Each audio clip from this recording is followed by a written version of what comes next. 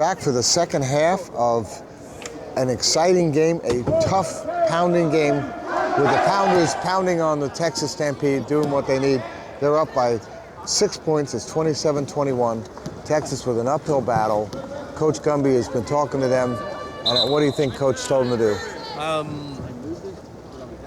Contain Seth and Ian, if they can. It's Texas ball coming out of the half. Teams are scoring to their own bench now. They have Portland to make Portland starting out in the half-court defense. And Portland in the driver's seat, and Texas has to create a Portland turnover. And they have yet to make one, I think. They've had. All right, there goes Mark squeezing through. What you may see Portland do is pull back in the key a little more often now that they've got a 5-point lead. Pull back into the half-court defense. It tends to slow the game down a little bit. That way they can protect their lead with the clock. Oh, nice big hit. Oh, they got to get across. Time is there, but nicely done. Reach it in on Mark Zupan. Portland's going to have a power play 4-on-3. Yep. Legal use of hands. Mark's back there, and I think you're seeing no penalties. If Portland were able to score with the penalty goal, instead of Mark releasing at the goal, Mark would have to serve either the full minute or until Portland scores. Portland would want to try to set up a penalty goal, but Texas is too smart for that. They're just pulling back, letting Portland just take time off the clock, score whenever they want to, versus taking a chance on getting a penalty goal. They're waiting for the last second. But you know, Portland's setting up to take Mark out of the box. Mark's calling inbounder. Well, you know, what you're seeing was a little frustration from Mark, a little bit trying a little too hard to make it happen. Reaching in over the back of somebody is never a good idea. It usually professes itself whenever you're either tired, frustrated. You know, I will say this, everyone from Texas is playing hard. Look at that. Did a good job. Another timeout. Taking a give and go away from Scott with his long arms. That's their third timeout. They only have one left for the whole second half. Yeah, that is what Portland is. Coach, you got one left. Coach Gumby's trying to keep his players calm, composed. Reminding them we don't need any stupid penalties. Can't afford to have guys in the box. You know, I know that Mark feels like, you know, frustrated at times, and everybody has some frustration, but there's not a lot that Texas really has made in terms of mistakes, other than the pressure has been so fierce. None of them have been unforced turnovers. They've all been forced turnovers. Yeah, they haven't been. So it's not a lot of mistakes. It's just the fact that Portland's just been that much quicker to the ball. They're doing a good job of keeping pickers out. Locking Shimmy in. There's not much Shimmy could do. He went in there. You know, the communication could have been a little bit better, but you know, that was twice that happened. So just now Portland was able to keep the low pointer high on the inbound. Time's getting tight. Look at this. Able to keep set. There's the pass to Norm. Well, that was just right on the 15-second. And look at that. A pass to a low pointer like that is so dangerous. Norm was able to pull that one in, but that could have been another turnover easily. Norm's no normal low pointer though. Norm is one of the best ones in the world. I know. Been involved with national team and Olympic teams ever since 1996. Look at the pressure here. Being under a lot of pressure. He finds long pass. Shimakawa pulls it in. That's the first turnover of Portland. Oh no, there's another. Ball was in there, and again we had a chance for another turnover. And there goes Mark, and he's going to score. I don't know what happened there, but Seth and that was it. That's the first turnover, and that brings it to 4 points. Yeah, Texas bench being very, very loud now. And there's a timeout. Portland, they used their second. Wow. Coach Gumby got their bench excited. You got Texas bench yelling as loud as they can, trying to Austin Coger yelling. Up and keep them pumped. Austin Coger yelling. Well, I'll tell you what, they sound like there was a herd over there, didn't it? That's why they call them the Stampede. There we go. Well, that's what they have to do. And they not only do they force a turnover, but they force them to use a timeout. It's showing a reinvigorated Texas team coming out here with a will to win. 4 points. They can do it. They went down. They can go back up. Anything can happen. This is what quad rugby is about. You're here on xable.com. This is exciting. We still have 14 and a half minutes of playing time. 14 and a half minutes. We're 6 minutes and 20 seconds left in this third quarter, and let's see what Texas can do. Gumby believes in his starting lineup. He's not making any line changes or anything. Well, here comes the yelling. But Ian Chan against Scott Hogsett, I don't think so. I don't think so. Scott's got some wheels, but I don't think he can catch Ian. No. All right. Well, that Norm calling inbounder. Portland's doing a very good job of picking back one of the low pointers. Okay. Had to have Norm call inbounder. That way you can just get back into the play. Well, but you know Portland's doing a good job of either taking out one of the low pointers whenever they transition into defense. What that does is enables 3 of their fastest players to keep Shimakawa and Mark contained on that defense. That's how they've caused so many turnovers. Oh, look at this. A little illegal use of the hands in the back by Ian. Yeah. The ref let it go. Well, it was a score. It would have been a penalty goal anyway. That's right. 29-25. Portland up. They can get back up to 5 with a goal here. 6 minutes left. There goes Ian. Shimakawa blocking him. He gets around him. Seth McBride making a pick there. Good block for Seth. Oh, look at this. The pressure is on. Oh, nice. Got across in plenty of time. Nicely across done. That court plenty of time. A lot of Seth's pressure. open at the goal. Here goes, score by Seth. Nope, didn't do it. 20 seconds left in the shot clock. Here we go. Texas. Oh, there it is. Oh. Bad reach at the wrong time. They had the shot clock down to 15 seconds. Norm bailed him out with a hack. No, yeah, they had such momentum going there, with such pressure going on there. This is a momentum breaker right here. This is where these stupid reaching fouls can kill a team. All right, there's an easy goal here, and there they go, 30-21. I'll tell you what, that was some tough pressure there, and every which step. He was a great captain and a smart player that just wasn't the best use of judgment on that one right there. Trying to make something happen that just wasn't there. He got it too excited, I think. They saw the momentum going, and all right, Norm Leidick bringing the ball in. You can feel the momentum shift too. You can hear Texas's bench isn't quite as loud. All right, look at the pressure here. Can they get it across? Norm's able to get up on top of the defense. Long pass to Mark. Freeze up Oh, look at that. What a beautiful move there. And he scores. Will Groove was able to go around and cut off Mark, but Mark is still scoring. Mark is slippery side to side, but he doesn't. And they got a timeout here. We got an equipment problem here. Black right here. We lost all power. all power. Everywhere. All right, well, I hope we have power. We have a little bit of equipment problem going on here, and it's back on. You know what, when it comes down to it, the game can't go without the power. That's right. Whether it be the hand power or whether it be the electric power, we need power. Now they got to figure out with the official timekeeper to get the correct time back on the clock, correct score back on the scoreboard. Well, you know what, this is the games you love to call. And while we're taking a break here, I'll tell you what, if you're a fan of Paralympic sports, this is X-Able. We're going to be covering the National Junior Disability Championships. It's some young talent going out there. It's exciting. It's something you got to find on X-Able. That's coming up. We're going to be at the Veteran Games. I mean, Yesterday it kept dying. you got to come back. Put xable.com on your favorites. Go there. There's so much to see. Products and services. We were at the Abilities Expo. Have you ever gotten a chance to go to one of those?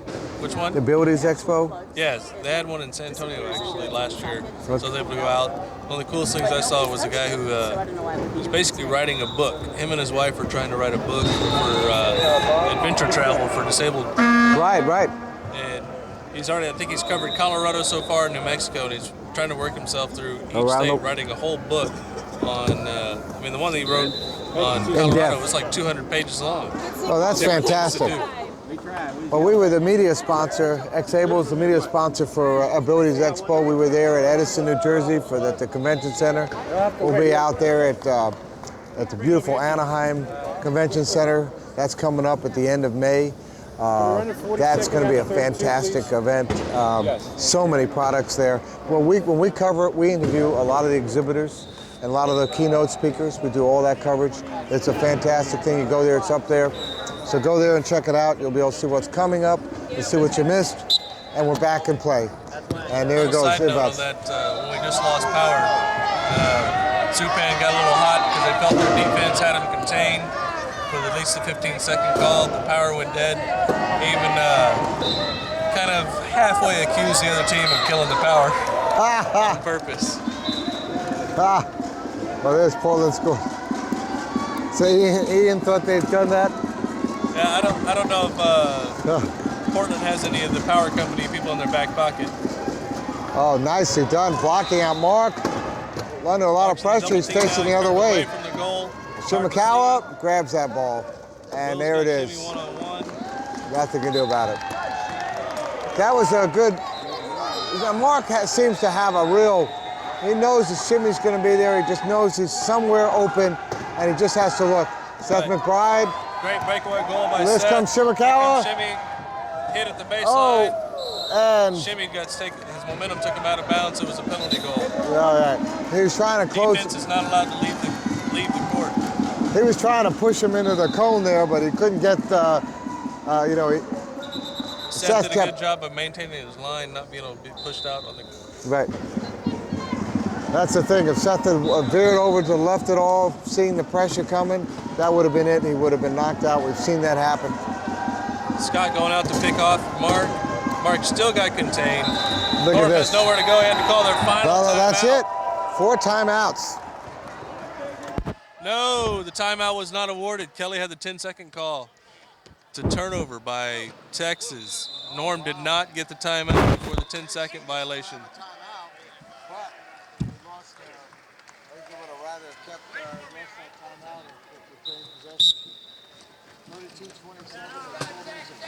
It's a chance for Portland to go back up 6, and they do.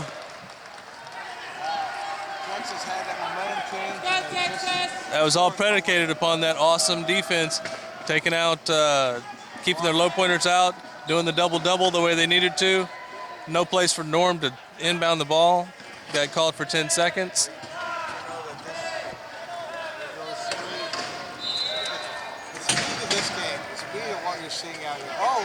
Oh, it's going to be an over and back violation on Texas. They lost another ball. Mark getting frustrated, slamming the ball. He's got to watch it. He starts slamming the ball around. He may end up getting a technical by Bob. We have 2 of the best refs in the league, but you can only push it so far. You can't let your frustrations get the best of you. There's a hack on Scott Hogthead, number 8. It's another power play for Portland.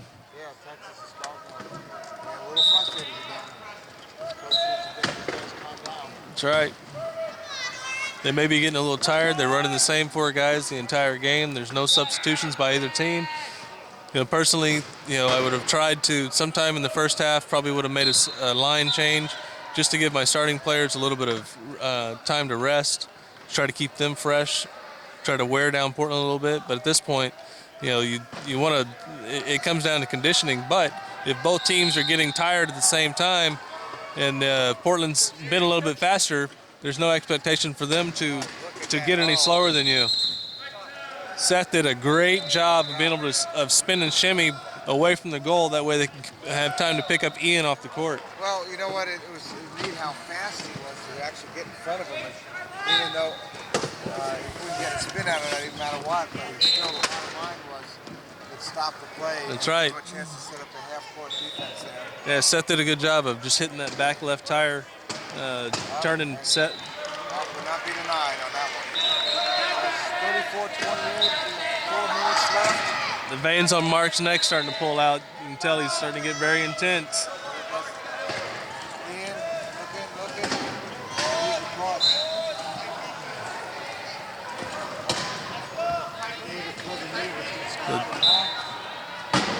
Got Seth out there picking out Norm.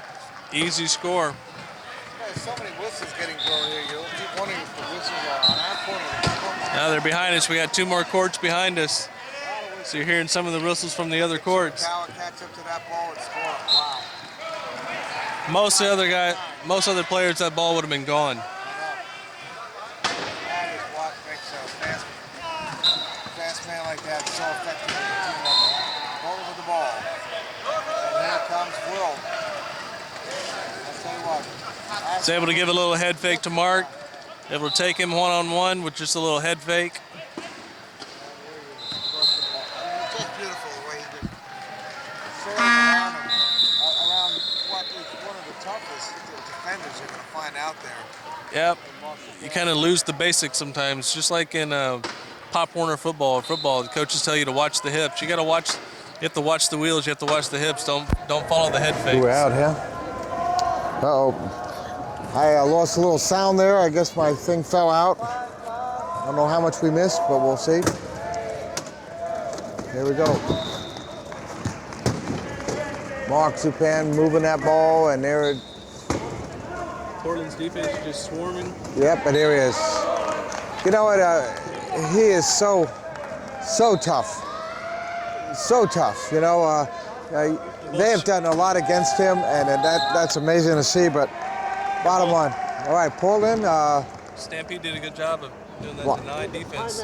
And there it is. Portland's to inbound the ball, so they had to waste the timeout. They're all down to their last timeouts. They both have used up 3. And while we're here and talking for a moment, evidently I was just talking with our cameraman who was just got back from the Florida Open. He did an interview with the best female wheelchair tennis player in the world, Esther Vergier, and it's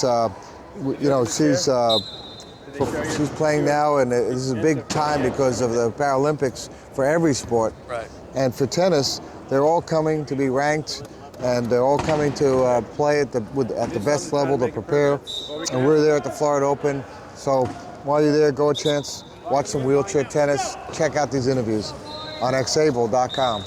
And the game's back in. You think our chairs are set up to turn fast? Oh. Watching some of those wheelchair tennis guys, they get so much centrifugal force going with the way their chairs are set up that from a chair, they're able to send balls down the court at over 100 miles an hour. The only difference in the game, for the most part, is double bounce. Double bounce, that's it. And it's the only difference in wheelchair tennis and regular tennis. There's one guy that we were hearing about. They do allow them to use power chairs and regular chairs. I used to use a power chair when I played tennis. Okay. It's the only time I still own a power chair. It's the only time I ever get in is whenever I'm playing tennis. Well, you know what? But it's kind of funny, whenever you get into an elite level of tennis, you know, they're allowed to have 2 bounces. Look at this pressure. Look at this pressure on Mark to shimmy under a lot of pressure. Just got that across. And there he goes. Shimakawa with a score. Easy one-on-one against Ian. Good job on Norm taking out Seth, one of the hardest defenders. Inbounds pass, it's for real, it's serious. This is an important part of the game. Norm was trying to catch Seth, pick him out. Seth was a little bit too fast, able to scrape off, open for an easy pass. Yeah. With 2 minutes left in the game, just of the third quarter, Portland's just going to keep on. Portland's up by 7 points. They're not going to give in at this point. They want this. They don't want to be facing Lakeshore. They'll face them eventually, probably, but they don't want to face them now. Not in the crossover. No, they want to be facing for the championship. To win the crossover. If you win the crossover, you're automatically in the championship game. So you want to face the weaker player, the weaker opponent. Well, you know what? I'd say that. Look at that. Look at that. And they called a foul on Ian, I think. But tell you what, that was a race. Mark Zupan, Ian Chan racing for the ball. The ball was not thrown perfectly. It's very difficult for me to see why that was even called a foul. Whenever the ball was on the ground, both players have an opportunity, or both players own the ball at that point. Well, I'm not sure whether maybe she had hands on, maybe put hands on Mark and caused Mark to not be able to get it by, and that's the only thing I could think of is that the penalty might have been not going for the ball, but going for Mark. We couldn't see it from our view. Maybe the camera saw it, so we'll have to. review the tape, I suppose. Yes. One of these days we'll have our replay camera. We'll be able to watch it and see what happens. Look at Seth go. For Seth. And he scores. Shimakawa. At that point, Shimmy only had one choice, and that was to spin him. Yeah, but all right, here we go. It's 39-32, 7 points. A minute 50 in the game. Yep, this is a quarter, yeah. So Scott bringing the ball in, looking for Shimmy. It's a bump to Shimmy. Oh, what a nice hit, and he's over. He was able to call timeout. Oh my God, I hope we caught ball. that on the camera. I hope at 2 minutes in the end of the third quarter we caught that on the camera, because I'll tell you what, that's a highlight show. Awesome save. That's a highlight. Whenever the ball handler has possession of the ball and he gets thrown to the ground, if he does not call timeout, it's a turnover. So he was able to call timeout, holding the ball on his way down. That's the last thing you're thinking about when you're about to crash to the floor. But yeah, it's hard not to protect yourself. That he did a good job just keeping that ball in his lap and getting that timeout signal. Well, you're at world class here. When you're talking Shimakawa, you're world class. You're going to see the top play, and these guys, they know what's expected of them. Even though that burned their last time out, so you got to go a full 9 minutes, almost 50 seconds with no timeouts. Right. Every possession at this point counts, so he was able to call timeout that way they could maintain possession of the ball. What an amazing, and to have the ref be right on it and not miss that as they're doing it. That's what I was saying with Shimmy, having the mindfulness to not just call timeout and maybe not be heard, but he was able to get the signal up. That way, Bob, there was no mistake. He was able to see it as well as hear it. And if you don't understand that, by doing the signal, you're taking your hands out of protecting you from the crash. Right. And your arms. Sacrificing his head to save the ball. Well, that's what it is. That's what you're expecting here. And there goes an easy score by Mark Japan. And it's 39-33. So it was worth burning that timeout. It was. It really was. And here comes Portland. And I don't think... doing a great job of providing some... Look at that nice pass to in. Allowing that ball to get free. Fantastic. Fantastic. They just keep on. Portland's just keep it on. You know, you got the 4 players out there. They've all got different classes. They've all got different roles. The low pointers, number 8, number 1 on Texas, and number 1 for Portland. Those are the low pointers out there. Look at this pressure here. Shimakawa, can he get it? Yeah, he pulls it in, and there he goes. Will started catching up with him, and then Shimmy put on the speed, and there he was, put it in the third gear, and it was gone. That's right. Most scores are precipitated by a low pointer doing a pick or doing a rolling pick, creating some type of openness for the high pointers to get free. Look at all this pressure against Will. Will's got a lot of people. He doesn't want to use his last time out. He's got to find someone. 32 seconds left. And, oh, we have a... That's the last timeout for Portland. Last timeout. No timeouts left in this game. Neither side. They got to make every possession be fair, but Portland has this game a little bit in hand, so they're a little less pressure on them. A little less frustrated. Yep. Mark better watch it. He's starting to talk a little trash to the refs. I know. They'll only put up with it for so long. I know. He's been there before, and you know the problem is that you don't do it not only for this, but because it comes back to haunt you the next game. That's right. You know, the refs have memories too. Yeah, yeah. We had at one of the last games I had 3 of the refs. I had Bob, I had Jody, and Aaron. All 3 refs sitting doing color with me. That was fun. I wanted them to sing "Take Me Out to the Ball Game." Because of Bob, Rowan, and the 3 refs. You know, it was like the 3 tenors. But they were good. They brought a lot of insight.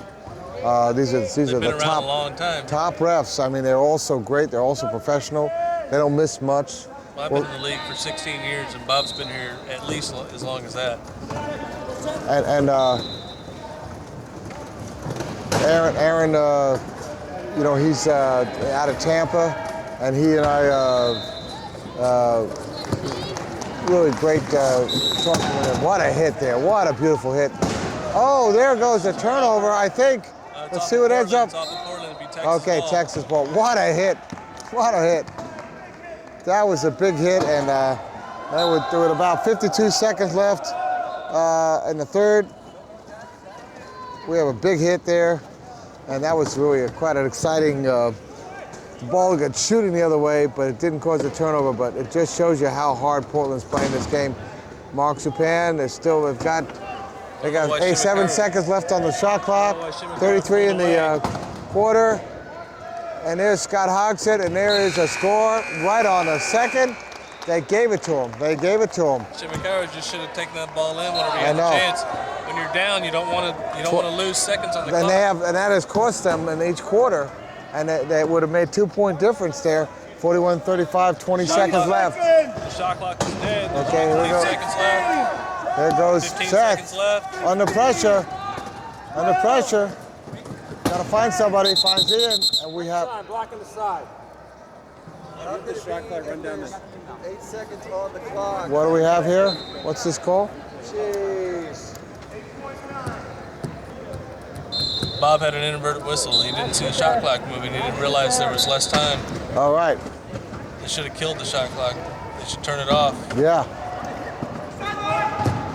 All right. They want to let the ball bounce as much as possible. Oh, look at this. That way the time doesn't start until the ball is touched. They got down to 4, 3. Ian. Pass. Score! Right on the money!